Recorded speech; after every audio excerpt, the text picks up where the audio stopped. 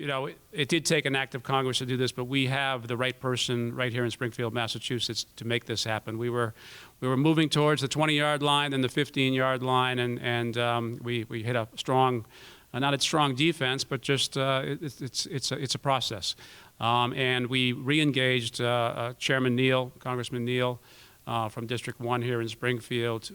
He was one of the original sponsors, along with Andy Barr, on the House side, and Elizabeth Warren and the late John McCain on the Senate side.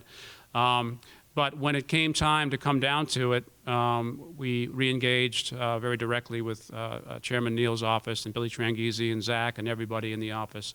We're absolutely terrific, and pushed this over the finish line. And it's a beautiful coin, and we are so proud of this. We think from the U.S. Mint, I'm sure they've had coins that are interesting to the international community, but basketball is basically an international language. And we think that we have a total international opportunity here to touch so many people and new coin collectors. Frankly, one of the jobs the Mint wants to do is engage new coin collectors, and basketball with young people may be certainly a way to do that. So today we're actually at noontime. This coin will go on sale for the first time. So we have a ceremonial on sale retail space here at the Hall of Fame. We don't expect to sell all our coins here. In fact, most of the coins, as soon as noontime comes, will be bought online around the world. That is typical for the Mint business. But we wanted to celebrate with our friends that helped us so much here. So with that, I do want to first introduce Chairman Neal. Serves as a representative, as I said, from the 1st Congressional District. He's served our district since 1988. Previous to that, he was the mayor of Springfield, and I do have, did you notice the plaque in front?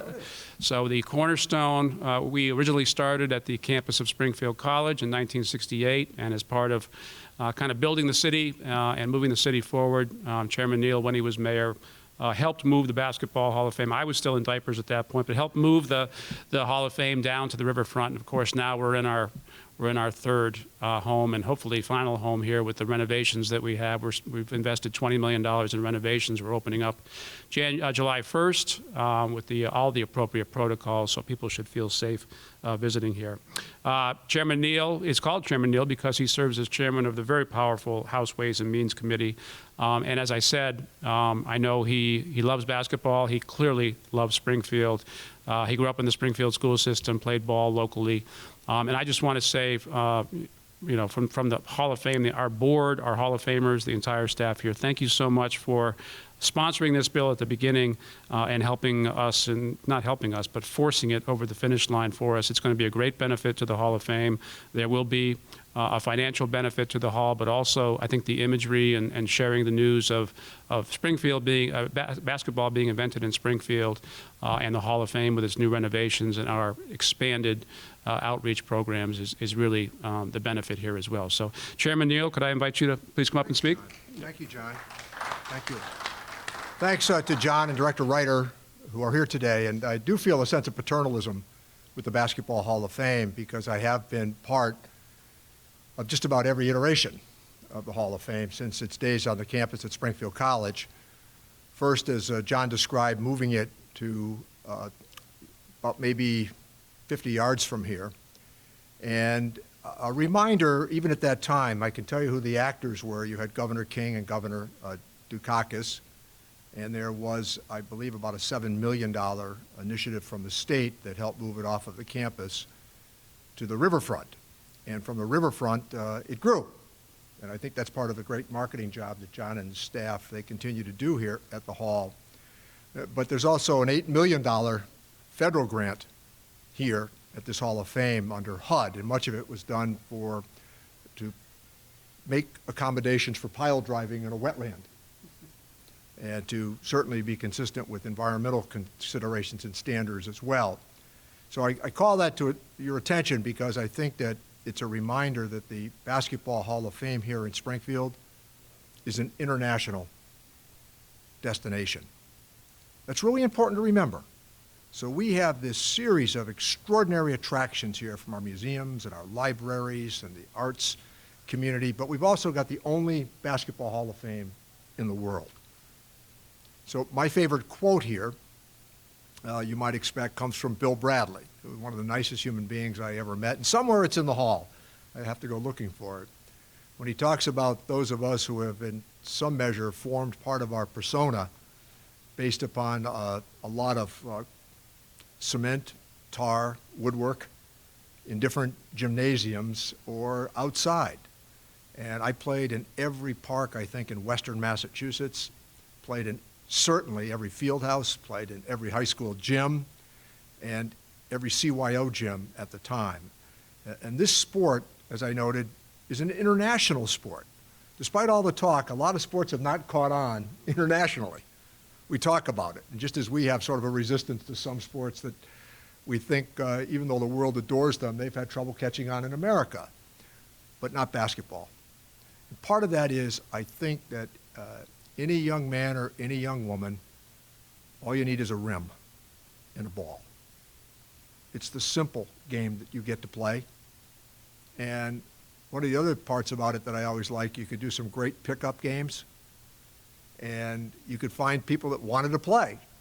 So today, it's noteworthy that even in this time where there's so much uncertainty worldwide, that I'm struck by the fact that whether, I'll just use two examples, whether it's Greece or Italy or Ireland or China or Israel, people play basketball. And they're fascinated by the American game, incidentally. I think the speed of the American game is really important. And I also want to thank Andy Barr. In a time where it's, as John described, so hard to get anything done in Congress, as people go to their corners immediately rather than trying to find a common ground and common purpose.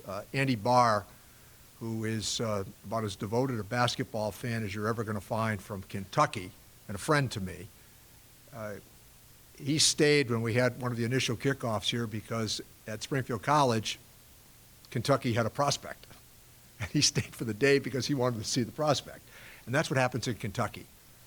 And I also want to point something else out. This is kind of inside analysis. Do you know how hard it is to get 290 members of Congress to sign on to any piece of legislation today? John does. It's wild. And, but Andy and I did it with some skill. The fact that we've been there for a bit, we know just about everybody. And I've done 2 of these during my career, and they take forever to get done. But the other one was for Jackie Robinson, a gold medal for Jackie Robinson. So I was part of the Robinson family tradition, and it took me to L.A., to a Dodger game when the actual gold coin was unveiled at home plate, acknowledging the role that Jackie Robinson played in integrating the sports family in America. And always a reminder, as John Lewis says so nicely, so diplomatically, before there was Martin Luther King, there was Jackie Robinson.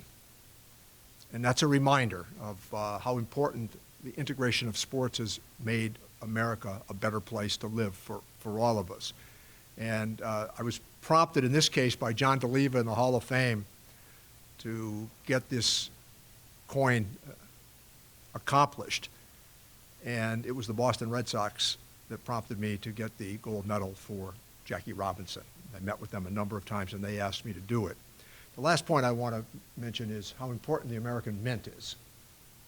I went to Philadelphia. The director couldn't have been any nicer. And the whole family at the Mint, they couldn't have been any better. But it also is important about the symbolism of America. And no matter where you've traveled, we all have this in common, no matter where you've all traveled. When you get off the plane, frequently, if you're traveling with a delegation, people will say, well, you need to do a currency transaction. I just want to say this to you. Because of the Mint and because of the American currency and the strength of the American dollar, I've never been anywhere where somebody wasn't willing to take that dollar and make change in their head because they know that the American Treasury, the faith and credit of the United States, and the American Mint stand behind that notion that America always pays its debts. So thanks, John. This is a great day. My staff has already been keenly interested in the unveiling of this coin, This is a great day for the Hall of Fame. Thank you very much. Thank you, Mr. Chairman. So much appreciate your help, and I know you're celebrating with us today, elevating the Basketball Hall of Fame in the city of Springfield. So thank you so much. As I said, I think the coin art is right here. There might be some bigger piece over there, but the art is absolutely beautiful. It was done, and Director Ryder may go into this a little bit. It was done through a public art contest. And we had two artists that have done a wonderful job, and you'll see to my right, your left, the chairman talked about the international game, but also how inclusive this game is. And as you can see, we have men, women, we have wheelchair basketball. This game can be played, and as it was designed by Dr. Naismith on the grounds of Springfield College, to be played by anyone. Just a little fact, just a month or two after he designed the game and introduced it to the men at Springfield College, he was working with Smith College to bring the game to women. So it was a game that he saw right from the get-go to be inclusive, and we're so happy with the art. Our artists are Justin Kuntz, who is on the concave side, and Donna Weaver on the convex side of the coin. So Justin's work is over here, and Donna's work is over here. Next, I'd like to introduce Director Ryder from the U.S. Mint. He has been director of the U.S. Mint twice. He served under George H.W. and Bill Clinton.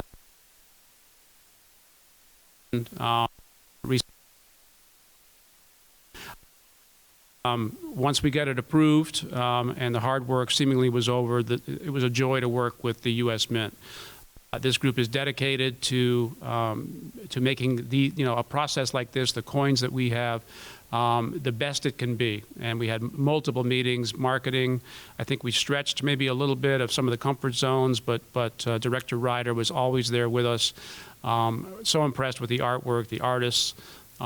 Everything that went down with the U.S. Mint has been first class. Communication has been wonderful. You personally have been here, I know, 2 or 3 times.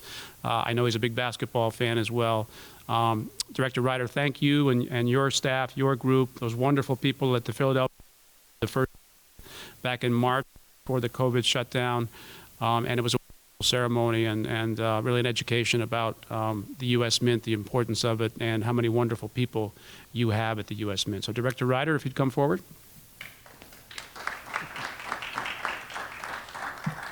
Thanks, everybody. I don't think John gave the chairman enough credit. He runs a committee that is the most powerful committee in Washington, and for him to take his time to be here today speaks volume about him personally and his commitment to the Basketball Hall of Fame, as he's been since the very beginning. He comes on. He deals with a lot of weighty issues today, and the Basketball Hall of Fame is probably on the top of his priority. So, Chairman, thank you for your service, and thank you for coming today. The U.S. Mint, as some of you probably don't know, operates a bit differently than most government agencies, as we do not get a handout or a stipend from the U.S. Congress. We operate on the profits that we make manufacturing circulating coins and these types of programs throughout the Mint. Last year, the U.S. Mint, although it's kind of a small number compared to a lot of things in Washington, but we returned about $580 million in profits that we made back to the general fund that gets used in deficit reduction purposes. So these types of programs are very important for the Mint. We do a couple of each year, which Congress passes. There's quite a number that get put up for consideration. But I can tell you firsthand that the amount of work that the chairman and John and Don, Robin, who's here someplace, did to able to accomplish this piece of legislation is a lot of work. And not very many programs get selected compared to the amount that get proposed. So in this particular case, should we have a sellout of this product, which I'm pretty confident that we're going to, the Basketball Hall of Fame, who will receive in surcharges a little bit from each coin that is produced, a little over $9.5 million for the Basketball Hall of Fame.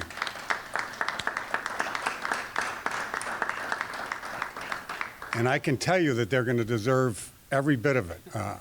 I've been here on numerous occasions. They've got big plans.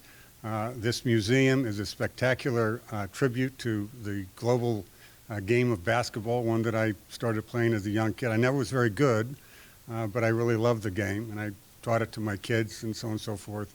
But in this particular case, when I first heard about this, when I was rooting to get this passed, and when it passed, I made a couple phone calls and said that I will do whatever I have to do to try to make this program successful. Unfortunately, we were trying to introduce this a couple months ago at the onset of this horrible coronavirus issue that's been going on. So we had to delay it for the safety of both of our employees as well as the general public. But today we're here to unveil it and sell it for the first time at noon. I know for a fact that this is going to be a very popular program. One thing that the U.S. Mint did that has never been done before in the history of the Mint is we decided to take out of the 400,000 or so American Silver Eagle dollars that we'll be selling today and other products, the clad half dollar, we're going to make colorized coins. The Mint's never done that in its history. On the silver dollar, we're going to manufacture, we've already manufactured them, 75,000 $1, 1 ounce dollar coins that, quite frankly, look pretty stunning for our first effort into that area of minting coins. They're very beautiful. Those coins, I can tell you right now, will be a valuable part of the collector, whoever gets them. It's going to be very difficult for those people to get those, but those that do get them, treasure them because they're going to be worth quite a lot of money, as it's the first time that we've ever done it. So I just want to say that that the Mint is very proud to be a part of this program. We have to do quite a number of different programs, but these are the fun types of programs that I like to get involved with and stay involved with till the very end to try to make as much money as possible for the Basketball Hall of Fame. And I can just tell you, John, that I am committed to do just that. You have been. Thank you. So with that, I just say thank you, and make sure you buy early and buy often. Thank you.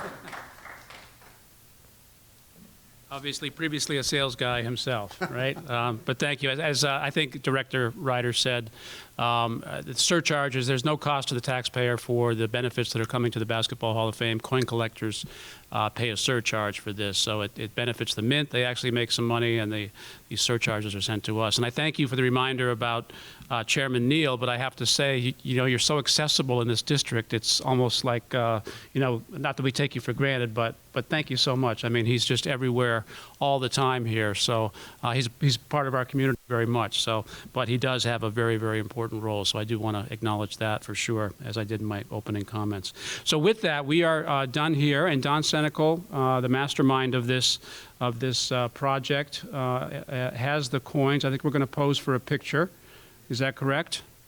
We got picture posing over here. And these are two of the coins. Okay. Where's the gold?